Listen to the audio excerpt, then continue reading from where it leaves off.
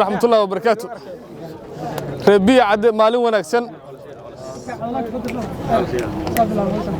ما أنت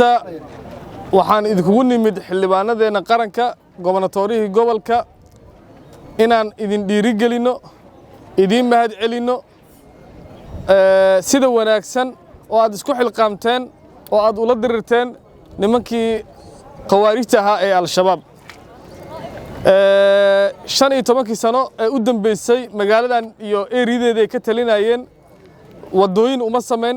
isbitaal uma sameyn iskuulo uma sameyn diin gooniya ma keen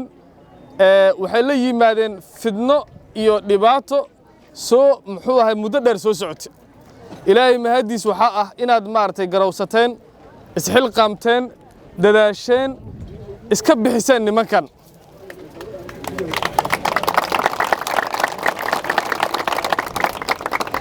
sidoo kale waxaad diyaar u tihiin inaad u gurmataan horan ugu gurmateen deegaano fara badan oo kale oo dad idinka idila mid ah walaalihiin ay joogaan oo nimankaas ay ku habsadeen inaad ka dulqaataan anagana waxaa naga go'an inaan dhabarkiina muxuu ahay taagannahay idin garab taagannahay idin dhiirigelino idinla shaqayno markaan qawaariinta iska bixinana wax allaale wixii dowladnimo looga baahan yahay oo ugu horreysa inay halkan degmo buuxda noqoto oo adeegii bulshada ee dowladnimada looga baahan yahay ay soo gaartay ayaa runtii imaan doonto waxaasoo dhanna waxay daba socotaa amniga waxay daba socotaa dowladnimada waxay daba socotaa isku xirnaashaha idinka iyo deegaanada dadkiina kulligiin walaalayaalow waa mahadsantihiin kun iyo kow jeer aan runtii idiin mahad celinaynaa waxaan salaan gaar ah idinkaga wadnaa madaxweynaha jamhuuriyadda mudane xasan sheekh maxamuud sidoo kale waxaan salaan idinkaga wadnaa ra'iisul wasaaraha jamhuuriyadda xamse cabdi barre gudoomiyaha baarlamaanka sheekh aadan madoobe iyo madaxweynaha stateka mudane cali guudlaaw xuseen iyo ku-xigeenkiisaba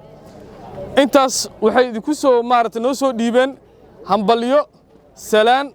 iyo inay idinku garab taagan yihiin idinkuna dhiirigelinayaan garabkiina midigna ay taagan yihiin inay idiin soo sheegaan safarada dambe oo isku soo laaban doono isbedel muuqdo